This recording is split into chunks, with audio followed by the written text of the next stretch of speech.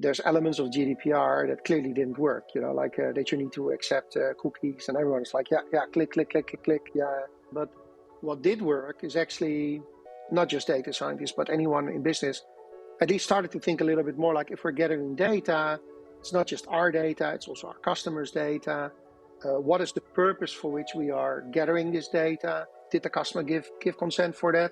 And I think there will be a similar kind of Brussels effect of the EU regulation here, because like for starters, it doesn't matter if you're like an American company or a Brazilian company or whatever, and you're operating in Europe, then you need to follow these rules.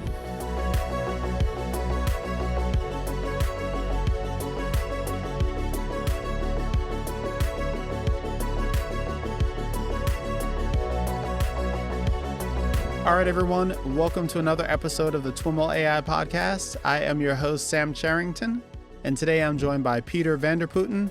Peter is director of the AI lab at Pega Systems and assistant professor at the Leiden Institute of Advanced Computer Science at Leiden University in the Netherlands. Before we get going, be sure to take a moment to hit that subscribe button wherever you're listening to today's show. Peter, welcome to the podcast. It's great to be here. It's great to connect with you again. We had an opportunity to collaborate actually quite a while ago on an AI program at Pega. And we've been wanting to catch up and talk about some of the work that you've been doing on bias mitigation, and in particular, where academic fairness metrics tend to fall short and how to close those gaps for automated decision making. I'm looking forward to that conversation, and I'd love to have you start us off by giving us a little bit about your background.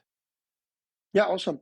I'm a bit of an old-timer in AI. I started to study AI in, believe it or not, 1989, and graduated from my master's in the mid-90s.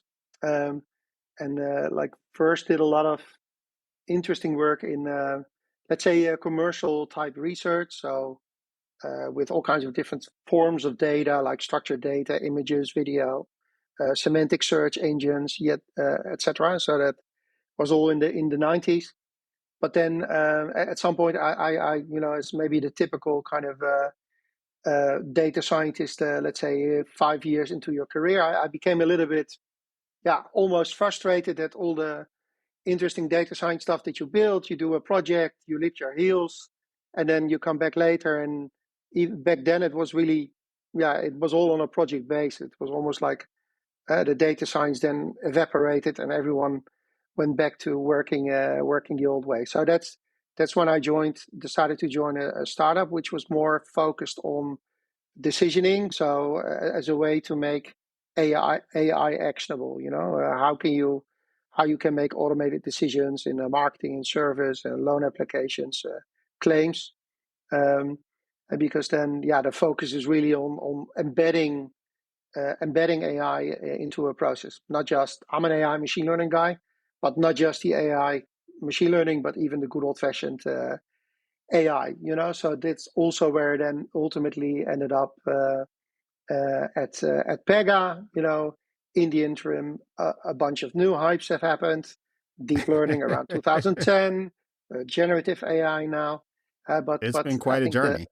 Exactly. But that whole topic of how to make AI actionable, but also to make sure it creates responsible impact. That's been kind of a bit of a trail throughout.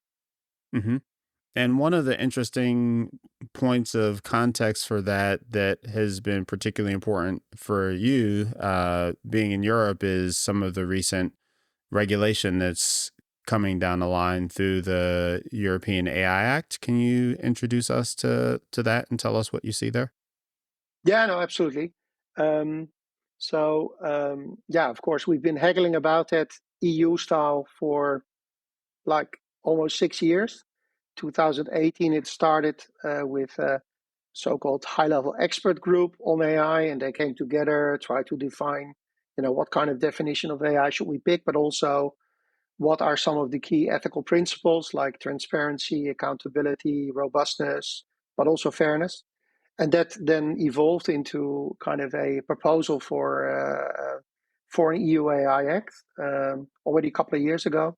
and that has been under negotiation for a couple of years. But the final text got accepted by Parliament, European Parliament, in March, and now there's only one final hurdle, which is pretty much only a formality, to get that legislation into effect. And the key idea of the EU AI Act, so it's covering these ethical principles that I spoke about, but higher level, it looks at also it takes a risk-based approach, right? So it looks at an AI system and not AI in general. That would not make sense. You can use it for good things, you can use it for bad things. So you need to look at a particular AI system, a particular use case, and then look at what is the risk to do harm.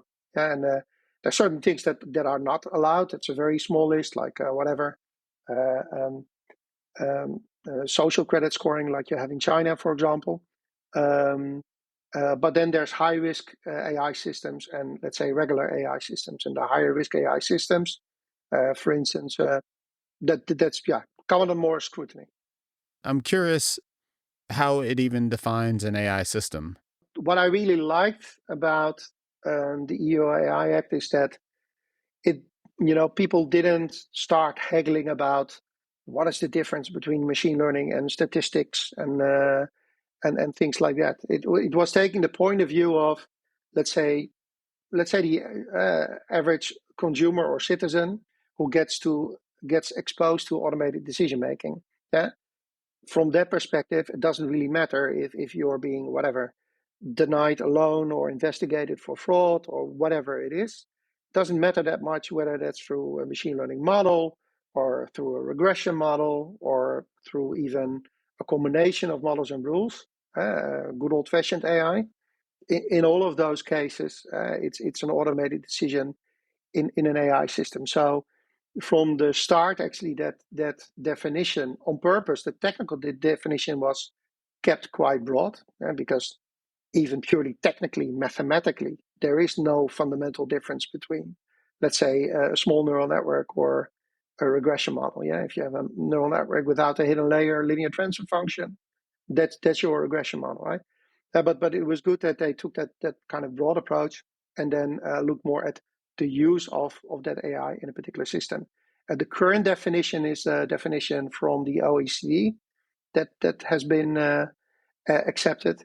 And actually, it got me even more excited because it's using a definition which very much looks like a field that almost predated AI, which is cybernetics, right? So good old Norbert Wiener, because it's talking about AI systems that indeed are driving automated decisioning in an environment that can have an impact on that environment as well. Yeah, so it's really taking this. It's really trying to move away from, let's say, the pure technical definition of what algorithms do you use towards more like what is the use of an AI system as let's say, a real-time decisioning system or a real-time or a generative system that's operating in an environment that's interacting with users that has an impact on the environment. And so is the act of making the decision or making a decision that impacts the users of the system, is that kind of the key um, element that defines the scope of this act, or is it broader Yeah, than so that? it's if I get your question correctly, it's the highest level, apart from the general level principles of transparency and fairness and accuracy and robustness and safety and privacy. The higher level thing is, what is the objective of my AI system? Yeah, is that a good objective because certain objectives are forbidden, and other objectives for these other objectives, it's what's the risk to do harm, as they put it, right? So, and then you have these higher risk systems that you need to put on there, like higher levels of scrutiny. Yeah, like providing access to financial services that is actually providing or blocking access to, for example, is such an example, or providing access or blocking access to education or whatever it is. So, but yeah, but it's really in that sense not some theoretical law. It really looks at like, oh, what do you use it for? Like, what is the risk to do harm? And that's it's a very, I think, sensible approach. Is risk in this context uh, defined abstractly, and it's up to the implementer to figure out if their system is risky or not, or do they explicitly list, um, these specific uses are considered high risk, medium risk, low risk? It seems like it would be very difficult to catalog every possible use case and assign it a risk. It's a mix. It's a mix. So yes, indeed, they leave a lot of it to ultimately to I don't know. Certain cases would be brought to court or whatever, to really fill in the details. Yeah, of what is what constitutes a high level of risk, or if there are certain requirements around whatever transparency or whatever, did you actually meet those requirements? But what they did do is list a bunch of things that for sure fall under forbidding use, and for sure fall under high risk. And now, here in the US, one of the ideas that's coming up around AI acts and AI safety are constraints around training large language models, if it's going to be larger than so and so parameters or require more than so and so compute. Those are forbidden or require, some degree of regulation. Does the European AI Act get into that type of regulation, or is it primarily focused on consumer protection or citizen protection in terms of decisions and interactions? Yeah, no, it does actually get into it. Honestly, the history of this type of law in Europe is a little bit from a product protection point of view, right? So, and that still shines through a little bit when you bring a product to the market. Well, with AI, you don't bring a product to the market. Like many of the whatever. If you're a bank and an insurance company, whatever, you're creating your own models, right? So it's slightly different than bringing a product on the market. But they did actually address these points around generative AI, because when I said, like in the beginning, technology can be good or bad, nor is it neutral. We need to think about an AI system. That was actually a very kind of convenient position a couple of years ago. But then, of course, Gen AI came around the corner, and this whole concept of indeed foundation models that everyone can reuse. And then it was like, oh, like should we treat it as a completely different type of thing, or should we apply exactly the same rules? And there's a little bit of a midway solution. To be honest, I do think it's healthy to not just jump to the conclusion you need to do something completely different. I think the general framework, they haven't changed the general framework, and it still holds. But they did make like additional kind of proposals around how to deal with foundation models, because foundation models, they're a little bit in between this general technology and an actual AI system or product, because you can say it's generic, so it's not a system, and it's ultimately people that use the model in a particular context. No, that's right. But on the flip side, people typically don't change the foundation model, so it's almost like a half fabricate, right? So and that's where indeed like there's additional requirements that were put in, also taking into account the relative size of the model, like how complex or large it is. I forgot the exact requirement, but it has to do with how many petaflops to train the model or something like that. Yeah, so it's not parameters, but more actual kind of training cost, I believe. Yeah, so that's similar in that sense as in the US. Of course, in the US, you also have, I think, the policy level. There's frankly, there's a lot of commonality across different regions, right? So even in China, where they were first to put out AI law, of course, there's maybe elements in that don't resonate maybe more with values in the US or in Europe, like how closely they monitor their citizens, for example, a little bit too close maybe. But on the flip side, there's also very like all these elements of transparency, fairness, etc., they're also part of the Chinese legislation. Likewise, the thinking when you had the Biden exec order on AI last fall, or previously there was also a policy document coming out of the White House around AI. Yeah, it has these similar concepts of, the general base layer of things of these ethical principles, but also what is the type of use. It's just not legislation, like I think at this stage, that was just, I think the political climate is not ready for that at the moment in the US with elections coming up and things like that. But in that sense, the White House did take like a prudent approach, also by messaging more to government, different government agencies and departments. This is how we want you to use AI, but also how we want you to use AI systems. Yeah, and similar how there's a trickle down effect, the Brussels effect from EU AI Act legislation. These type of policies that are directed at U.S. government agencies, they do trickle down into the rest of the economy, right? Yeah. When I think about European regulation, clearly there's lots of European regulations, but when I think about and its application in the tech space, I can't help but think of GDPR, which, I just remember having a lot of conversations at the time with folks about how it would impact the way data scientists and practitioners approach privacy.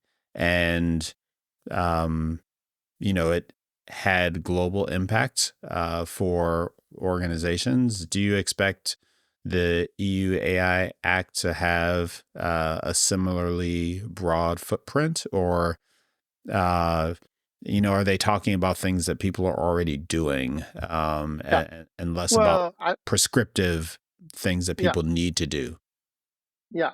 No, I think I think it's a great remark. It's always good to look back to some other forms of regulation. How did that go, right? So, from a GDPR perspective, if I well, this is a little bit of an opinionated comment, right? So, but just to take a position, and then there's elements of GDPR that clearly didn't work. Like that you need to accept cookies, and everyone's like, yeah, yeah, The click, click, cookie, click, click, yeah. click, yeah, just give me my stuff, right? So that didn't work, yeah. But what did work is actually uh, exactly what you say, and that data scientists, not just data scientists, but anyone in business at least started to think a little bit more like, if we're gathering data, it's not just our data, it's also our customers' data.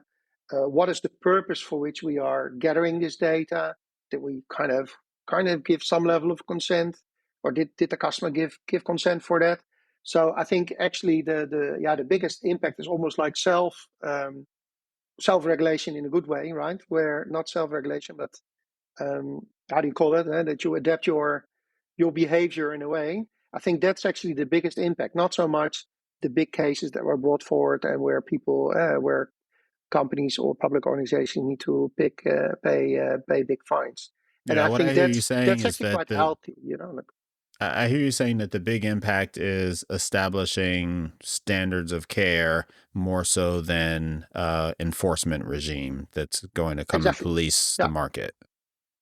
yeah. And I think that worked, and I think there will be a similar kind of Brussels effect of the EU regulation here, because like for starters, it doesn't matter if you're like an American company or a Brazilian company or whatever, and you're operating in Europe, then you need to follow these rules. Yeah, it doesn't matter whether you're American, Brazilian, or Chinese. Um, and then if you're a global company, then you're kind of going for the most common denominator in a way, right? We don't see that entirely. There's similar legislation like a Digital Service Act in the EU, and then you can see that whatever the likes of Meta and Google, and they release certain things later in the EU than in other areas. But yeah, the emphasis here is also a little bit on later. They're releasing it. They do release it, and then if they make sure that they tick the boxes and put in the extra safeguards, right? So, but I think like at Pega, we are a big fan of. I'm personally a big fan of ethical use, trustworthy use of AI. At Pega, we are that as well, which is maybe not what you would expect from a big tech vendor.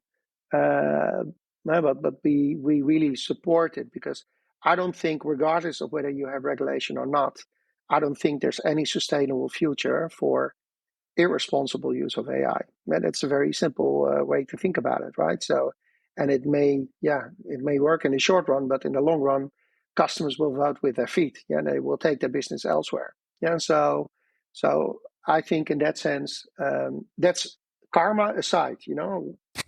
Karma wise, it's important.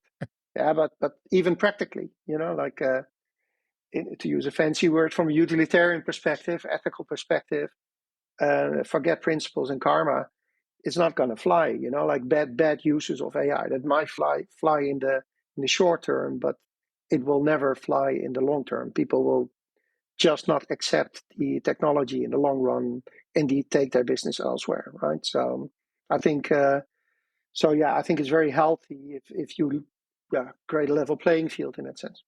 Hmm. In the lead into the conversation, I referenced some of the fairness and bias metrics that organizations have started looking at to understand the impacts of the way that they're applying machine learning. Does the Act specify metrics like that? Is it prescriptive Yeah, it to that level specifically of detail? doesn't, right? Yeah, Okay. no, it exactly. It specifically doesn't tell you how you should do it, but it tells you should do it, and specifically for high risk applications, you should do it. Yeah, so you need to prove that you took that you well that you at least made a conscious effort to look at fairness and bias. Hmm. And so one of the challenges that you point out is that the metrics that are often talked about uh, don't really work in the real world scenarios that you see with enterprises. Can you give us some examples of where the disconnect lies? Yeah, like I think the disconnect there because I'm also an academic. I love doing research, but sometimes this is not just for fairness and bias, but in general for many fields. And then there's a grand idea about a field, and then everyone is kind of focusing on some subtopic where it's extremely crowded. Yeah, and I think what you see a lot is this is a gross generalization. So apologize for anyone who's not doing this. But there is a lot of focus on yet another fairness metric to measure bias in a machine learning model at design time.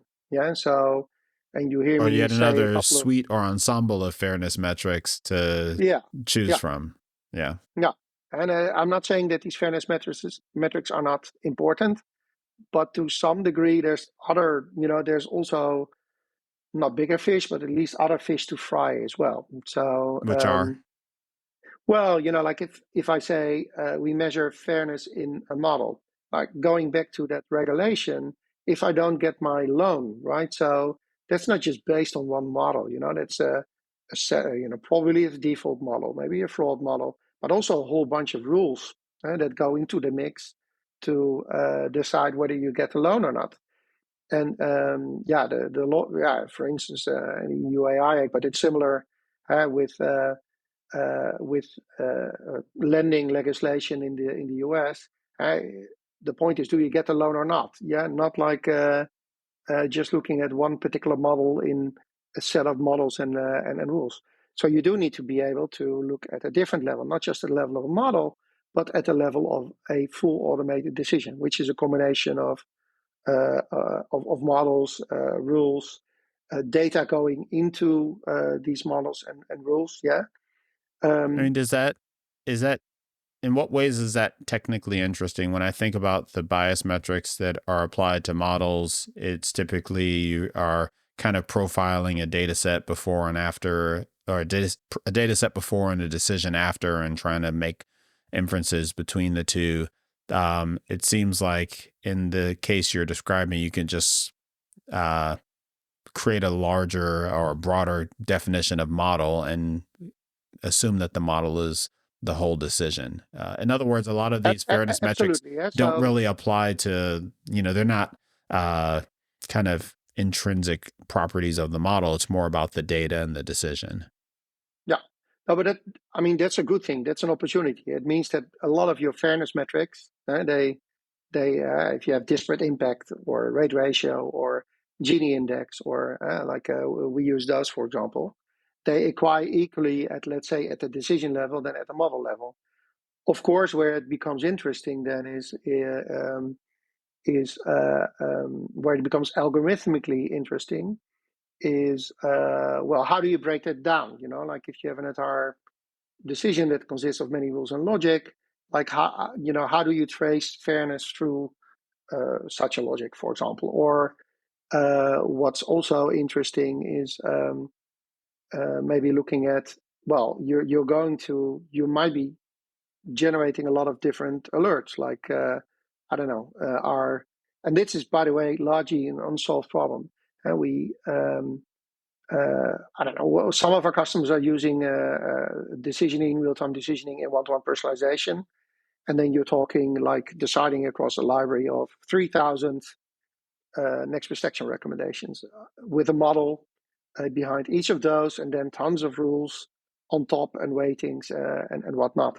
Yeah, so if you're just by the law of large numbers, you're bound to find certain levels of biases in those models. So how do you make sure that you're not creating a downstream problem by saying, oh, we have our metrics, we run our simulation, great, fantastic, and then you spit out thousands of alerts where you go like, what do I need to do now?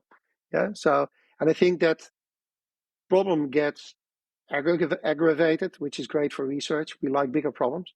If you don't just look at design time, but why should you only look at design time? You also need to look at runtime, as in when decisions are being made, or maybe at audit time, post decision. You want to have the ability to replay maybe different versions of that logic. So those are all interesting, kind of still pretty much open-ended research problems that moving from design time to runtime monitoring of fairness, for example, or how to deal with all these alerts that are being generated, or as data scientists, we have a tendency to, when you have a hammer, everything looks like a nail. So you go like, oh, if I detect some bias, I'm just gonna create a bias correction algorithm that automatically corrects for that bias. Yeah, that's of course, as a data scientist, what we do. But that's not always the right thing to do, because you could be covering up the root cause of the bias. Yeah, so there's some great examples of that in in healthcare in the US, where where it's important to get into the root cause of what's behind the thing that created the bias. So these are just a random sprinkling of research problems, and implementation problems, which are not typically not well. They could deserve more attention, I think, in research, and also and that's not to do even more research, but I think from a practical perspective, it's really important.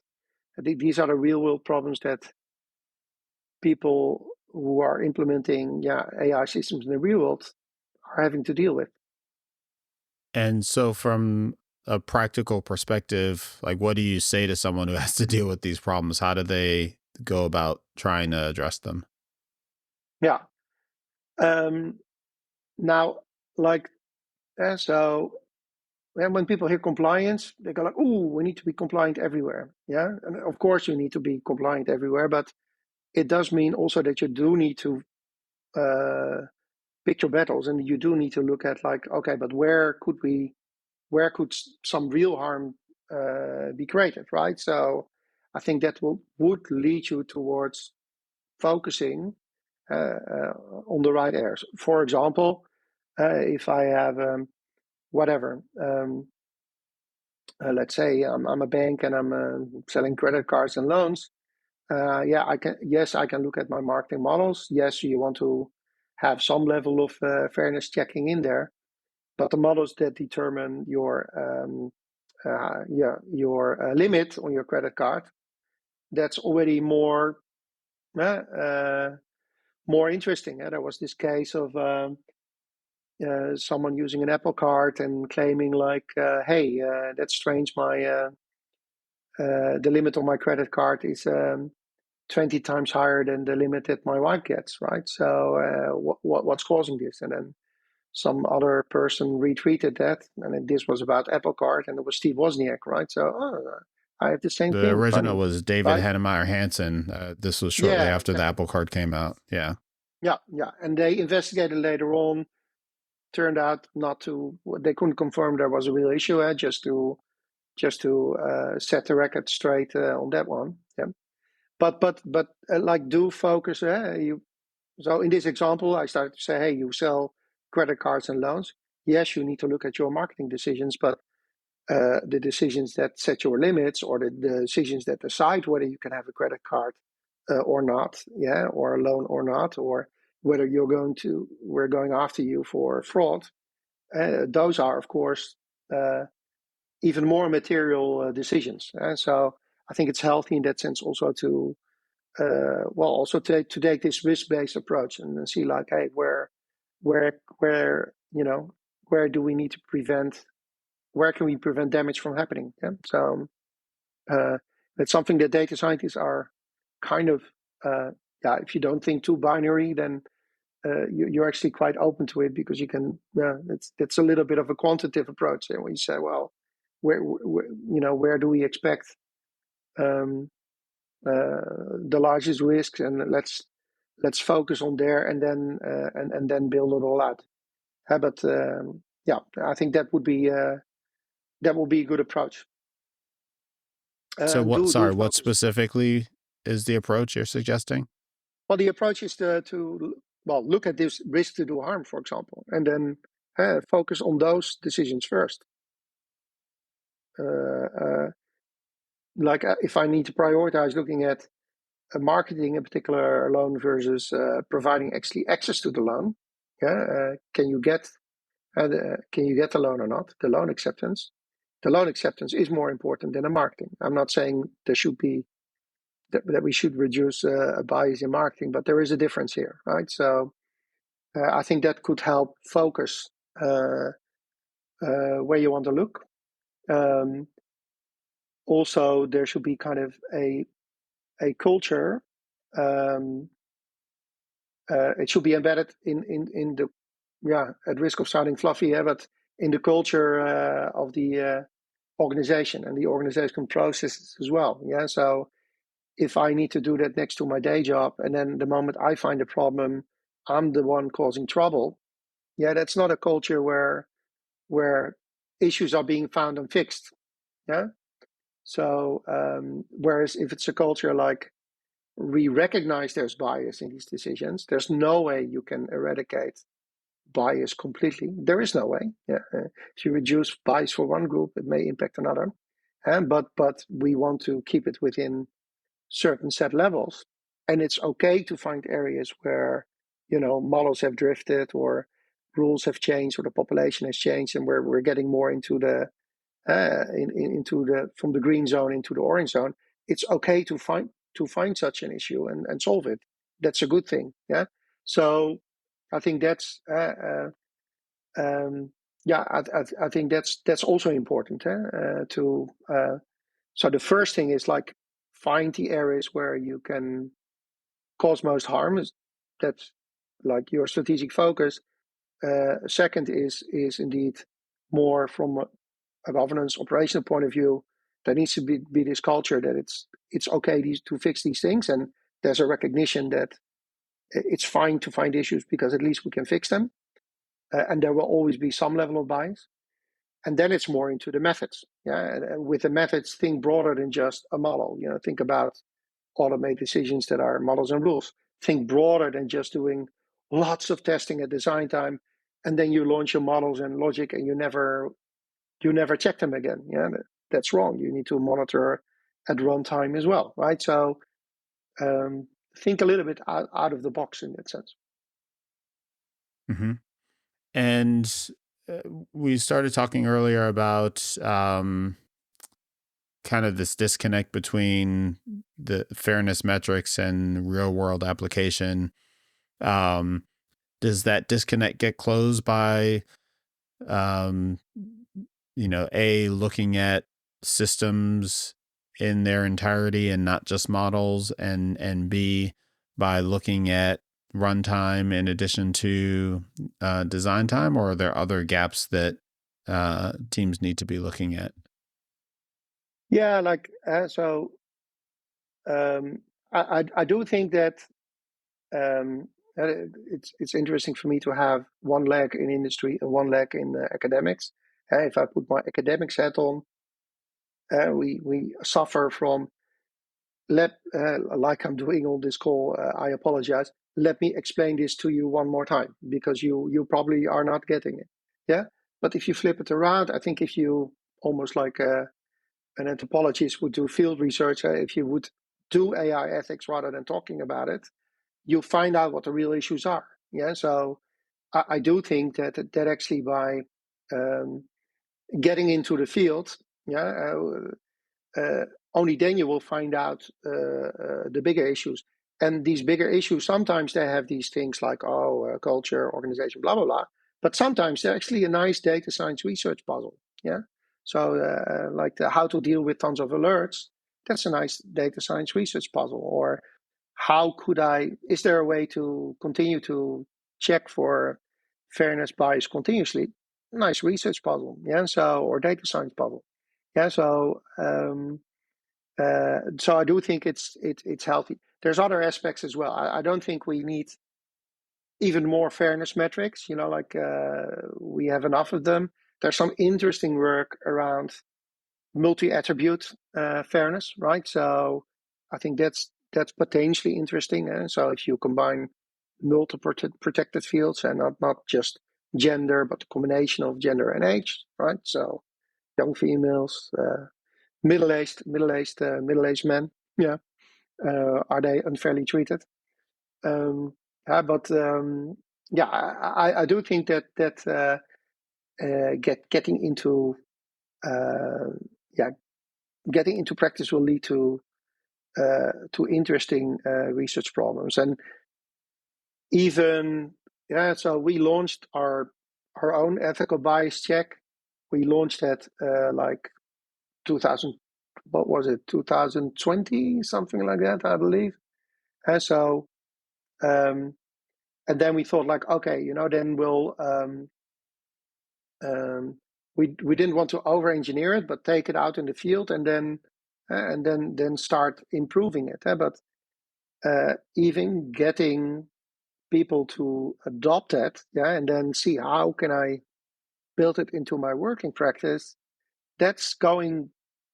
I expected that would go a lot faster, right? So in that sense, I think it's also. I'm not unhappy that we're about to have the signature on the AI Act because people will get a little bit more serious about these topics. So you think the lack of adoption there is primarily motivated by lack of incentive?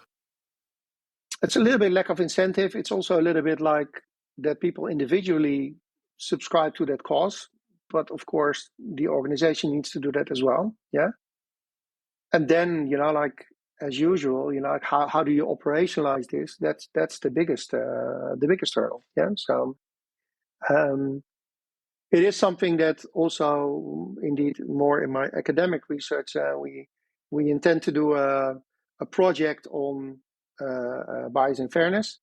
And actually also, I think you can't blame the data scientists because this, for instance, this trade-off between when do we offer a loan or not, thresholds and things like that, that's not something um, the data scientist is responsible for. That's someone who owns whatever, the lending product, yeah? Sure. So Underwriters and the risk manager or the risk risk and managers. sales, yeah? Hmm. So those people need to get some level of understanding about what bias and fairness is, right? So one of the research projects we want to do is to, well, first make an outreach to that audience and trying to explain in terms that resonate with that audience what bias and fairness is, but also then take back like, okay, but what are the real problems that these people face and when they want to actually implement this, which I'm sure will stumble across many other things than just going to have yet another fairness metric. Because whatever disparate impact is not working for me, like that's not going to be the focus of the feedback that we're going to get from these people. So is your sense of the kind of the maturity of the market that most organizations aren't kind of thinking seriously about these issues and don't have a process in place to apply, some kind of, rigorous assessment of models and fairness to the products they're making? It's at risk of giving you a complex answer, or I'm not dodging the question here, but I think it's a mix. I think individual people actually, have the right intent. Yeah. Maybe outside of, let's say, data science analytics, people are less accustomed with the whole topic, right? So that's why I do think it's important to explain it in terms that a product manager or whatever, a business line owner or a P&L owner can actually understand this topic. So the appetite is there, I think. But I do think firms are just at the start of actually operationalizing this, right? So there's maybe very specific pockets where they're further ahead, and then you should think of things like credit risk decisioning or fraud, or well, maybe fraud a little bit less so, but definitely credit risk decisioning, and the traditional model management type model board areas within financial institutions, for example. But I think the individual appetite is there, the system appetite at the level of the organization that needs to get like a further push. I do see more and more clients getting a little bit more into it. I think another positive note is that of course, for AI old timers like me, when Gen AI came, I was like, everyone is pretending that AI was invented in November, 2022, when ChatGPT came out. Come on. It was hard to spell before. Yeah. But of course, there is a positive impact because Gen AI is quite different in the audience who is working with the AI technology. It was very much limited to the pure data scientist and the decisioning AI that we have, right? So, and with Gen AI, like even though consumers, they have been exposed to AI like 100 times a day for 20 years already, with Google or listening to Spotify or whatever, planning your route. I think generative AI is the first time that there was a very wide audience of people that got to make AI. Even though we as data scientists don't think if you're writing a prompt, for us it doesn't count as making AI. But for many people, it was their first experience of getting into actually creating some AI, and that has led to a lot more attention for AI and machine learning in companies and public organizations. And that's where also immediately these questions then come up. It's not just about hallucination and toxicity or filtering private data, but it's also about topics like fairness. Mm-hmm. Mm-hmm. Awesome. Well, Peter, thanks so much for joining us and taking the time to share a bit of your perspective on the way organizations are grappling with looming regulation like the European AI Act. Yeah, it was great to be here. All right. Thank you. Thank you.